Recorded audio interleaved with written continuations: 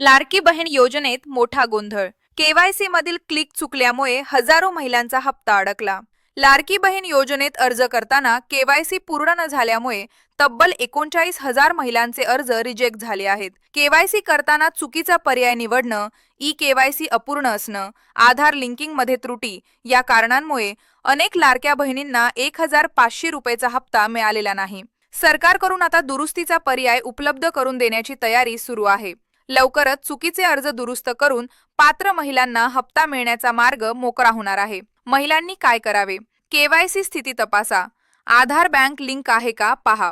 अधिकृत पोर्टल किंवा सेतू कार्यालयात माहिती घ्या. सरकारला फक्त एकच विनंती आहे. नोव्हेंबर आणि डिसेंबरचा लाडक्या बहिणींना हप्ता देण्यात आलेला नाही, एवढीच एक मागणी आहे.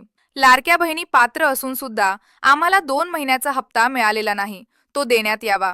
देवाभाऊ बहिणींचा हप्ता पाठवा. ही माहिती इतर लाडक्या बहिणींना नक्की शेअर करा. Like, share, comment.